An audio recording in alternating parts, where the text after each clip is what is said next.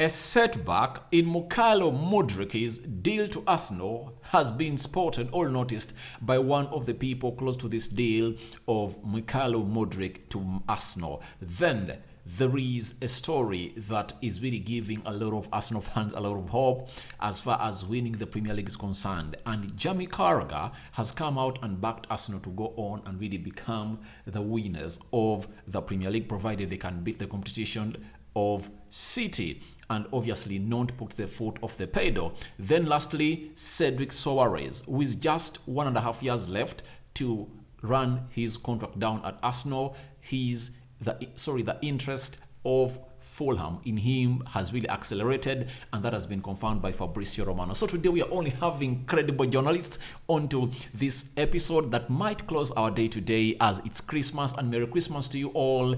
Jesus is born. Jesus is born, and I believe you guys are really enjoying the day. Public holiday all over the world, but for us, we have no public holiday because news has no public holidays. News is coming in.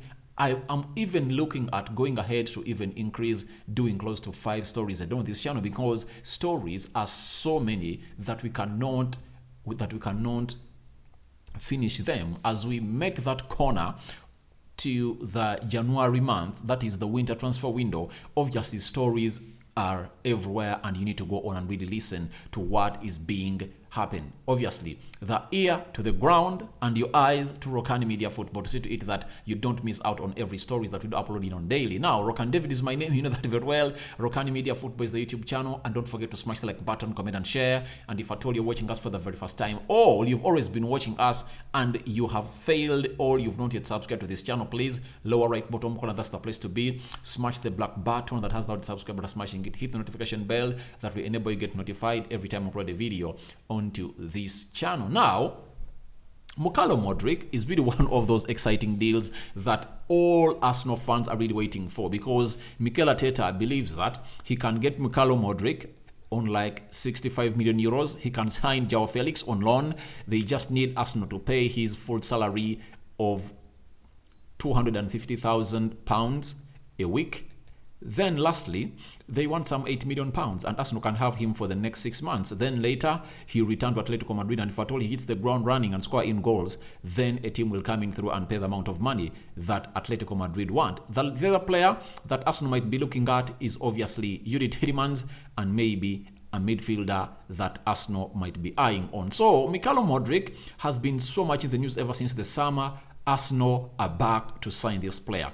30 million euros that Arsenal made as an offer in the summer. It was turned down by Shakhtar Donetsk, where this boy, old teenager, old 21-year-old player does offer his services of footballing to that club. Then Arsenal look like they are back with what the boy put up in the Champions League, Mykhailo Mudryk. He was really great, and everyone was excited and left at the edge of his seat every time this boy was onto the game of football. And the beauty of this boy is that he has an end product to every attack that he makes, or to his game, meaning that he has either an assist or a goal for his club that he plays for. Now, Jacobs Ben, one of the people close to this deal, has come out and really told us that there is a setback and a hardship in this deal to happen, because Shakhtar look like are making it hard. In his own words, Jacobs Ben has told us that Arsenal have made the move on Mykhailo Mudryk in the sense that they are now in talks with both Shakhtar Donetsk and Mudryk's representatives. The talks with Mudryk's representatives are easy because Mudryk wants Arsenal. The negotiations with Shakhtar are a whole lot harder. You see, when you're interpreting the statement, you have to look at the words that have been used. Leave alone this Arsenal have made the move 1, 2, 3, 4. But the most important bit of this story is in this highlighted area. Hope you are seeing it. That highlighted area is the reason as to why we are really doing this story, that there is a setback and a hardship into this deal. He's using the words a whole lot harder. A whole lot harder. Not even hard, but harder. How are they making these negotiations hard? For them, they believe this player should go for 100 million euros. Something that even me, Rokani David, here in Kampala, Uganda, the Pearl of Africa, I don't really admit. I don't admit that this player is worth 100 million euros. I believe that a player that is worth 100 million euros plus for me, that has not played at the world stage a lot. To me, if you tell me that Enzo Fernandez is worth 100 million euros, I 100% admit. Do you know why? He's totally different from other variable midfielders, and in his age bracket, I believe he's one of the best. But Mudryk, in his age bracket, playing as a left attacking midfielder, he's not the best.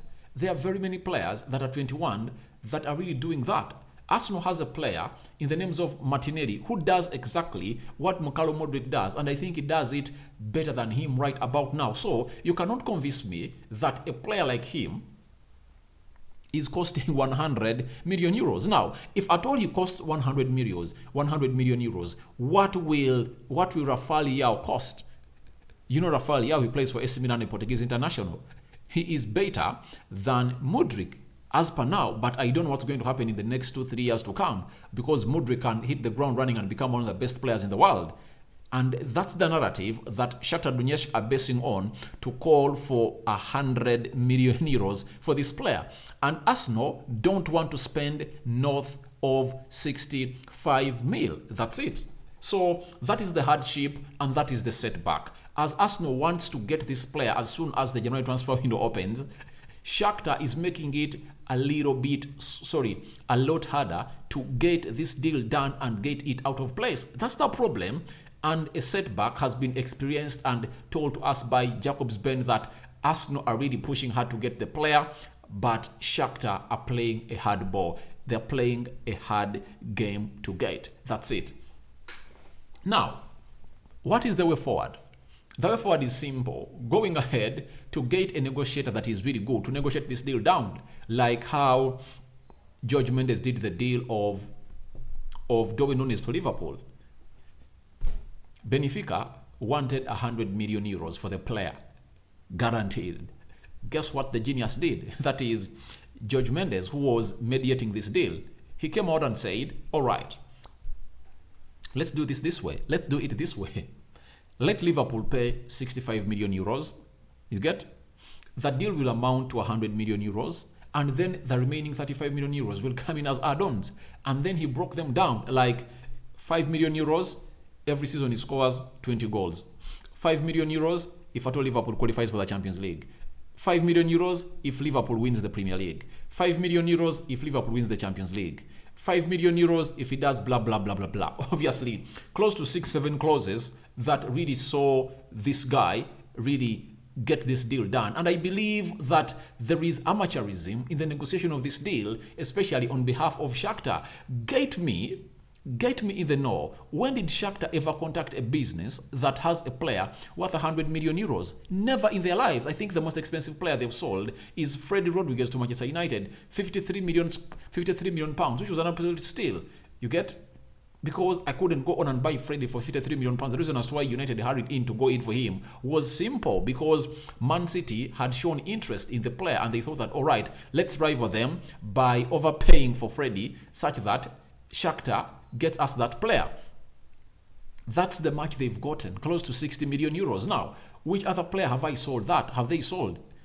So I believe there is amateurism and there is an mediator, and there is a mediator who is really experienced in the business that should be included to see to it that they close this deal down, because it's an easy deal to get down. Because if Arsenal are willing to offer 60 million euros, let them put in clauses that amount that deal to 100 million euros, and obviously the deal is going to be done and dusted. But I believe there is a lot of naivety on the side of Shakhtar, you get? And Arsenal are really experienced and they don't want to be really held ransom on this deal because they know what it is.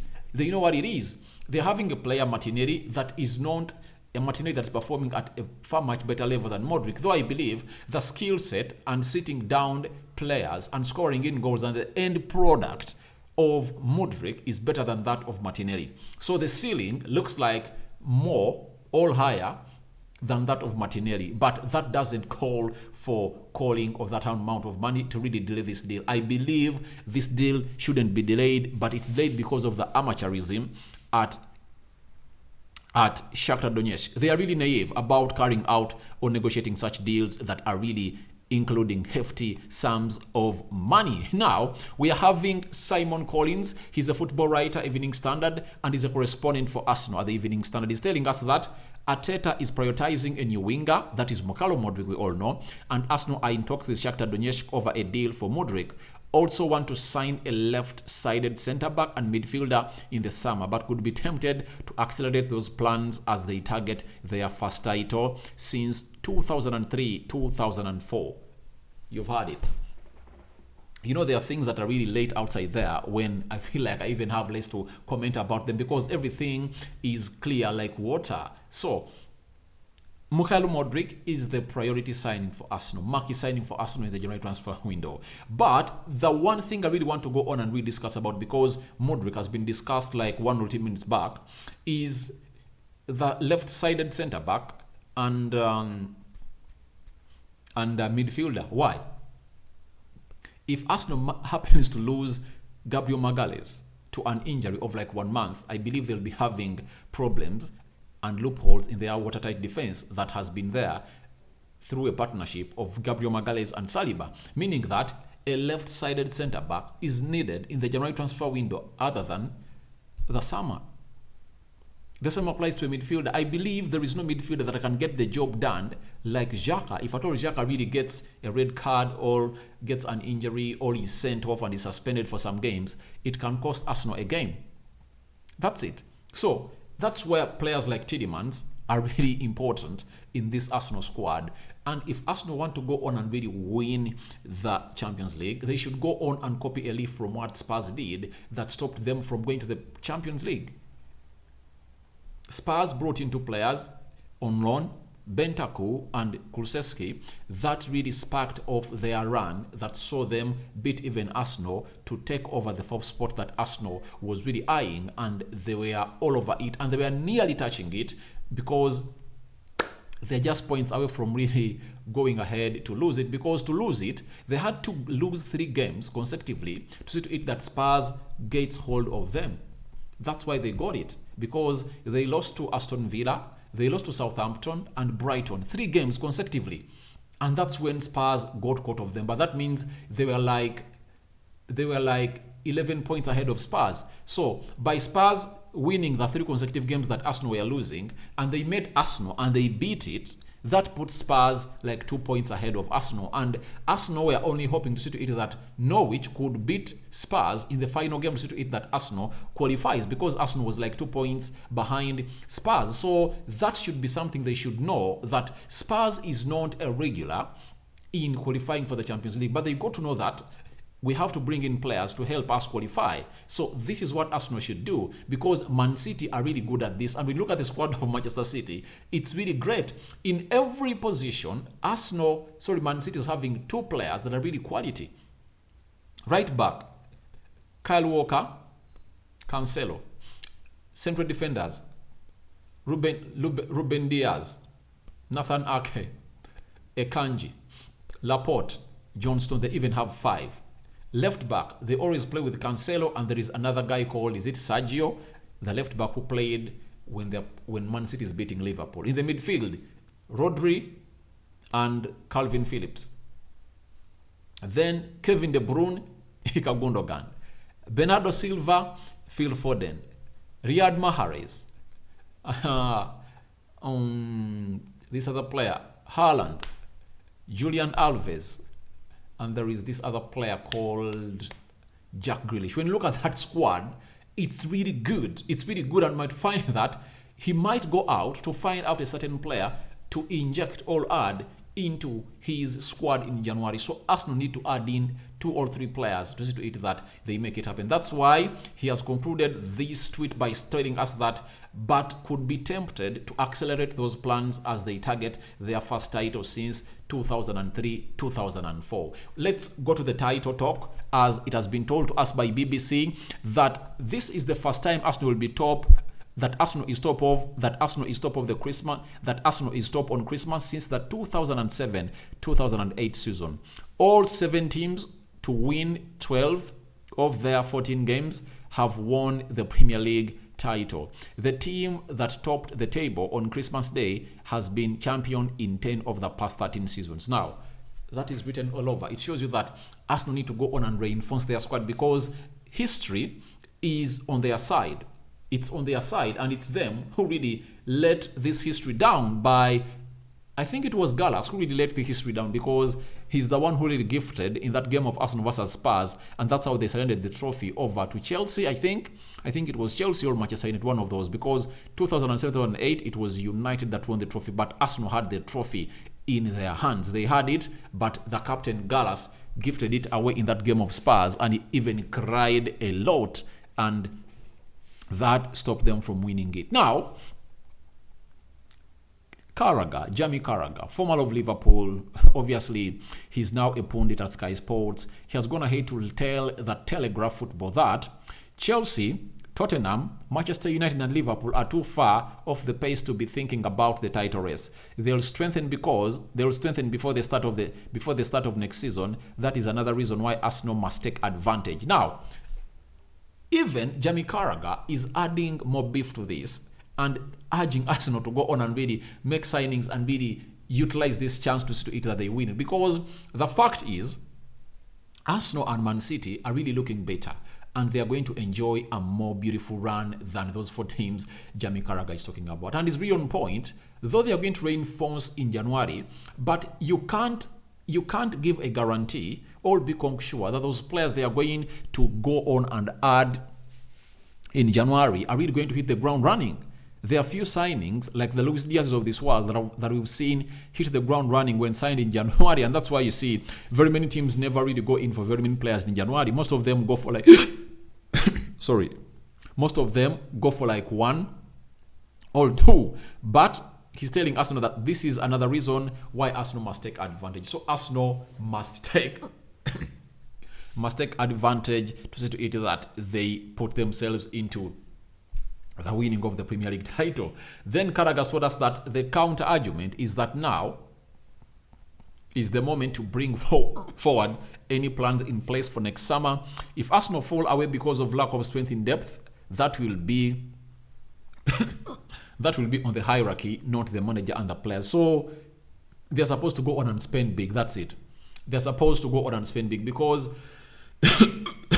sorry about that, because them winning this trophy is so much meaningful to the club of Arsenal, and he's telling us that they shouldn't go ahead to blame anyone. If at all things don't go where they're supposed to be, they should go on and blame what we call the hierarchy of the club, because the rest of the people have done their job, the players have done their job, and obviously the manager Mikel Arteta, who needs to be credited for the good job done for a club known as Arsenal. Now, lastly, Fabrizio Romano on Cedric Suarez has said Fulham's interest is genuine, but nothing is advanced yet.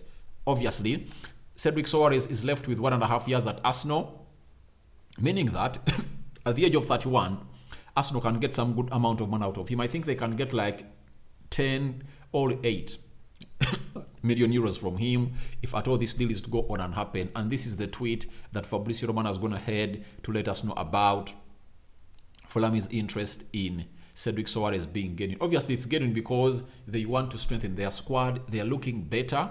They are really playing very well. They've shocked some good teams. They've drawn with Liverpool.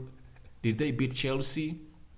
So they've gone ahead to try to shock very many teams, but obviously Fulham is really one of those forces to reckon with in the Premier League, and I don't believe that they're going to get relegated. With the likes of Mitrovic, good at heading the ball, and Fulham bringing in Cedric Suarez. Sorry about that. One of the right backs that is good at crossing that ball. Obviously, you expect him to be scoring those goals, and that's why you have to give credit to Marco Silva for identifying a player that is going to go on and improve on how they really create more chances from crosses and set pieces, because he is good at really bringing in corners and laying them in particular positions to target the player who is really tall enough. For Arsenal, they've not benefited a lot in him. Reason being, they don't have good headers of the ball. But with Mitrovic, He's one of the best headers of the ball in world football. That means that they are really going to get themselves a signing, but that will help Arsenal even get it some money. I believe Arsenal is really having a lot of players on the right back. Thomas Partey, they're having Ben White and Tomiyasu Nonso. I believe they can get everything done under the. So guys, thank you very much for watching in through. Your thoughts to Mudryk to Arsenal deal, setbacks. What are your thoughts about it? Because Shakhtar making it hard. Then tell me what you think about the record of Arsenal going ahead to go on and win the Premier League, because 7 of the 10 teams that have gone ahead to lead the Christmas table, the Premier League table by Christmas, have gone ahead to win the trophy, the Premier League trophy. Will Arsenal win it? And lastly, Jamie Carragher coming out and really alerting Arsenal to take advantage, because the other teams are really trying to build their squads and next season is going to be hard for them. So they should go ahead and reinforce to go on and do the needful. What are your thoughts about it? And lastly, would you allow Cedric Suarez to leave Arsenal to go on and play for a side known as Fulham? Thank you very much for watching in through. This is Rokani David. Don't forget to subscribe to this channel so as not to miss out on the stories that we do upload on daily. Merry Christmas to you all. Jesus is born today. Merry Christmas. May the mighty Lord bless you abundantly and cover you all in the blood of Jesus Christ. I'm out, mates.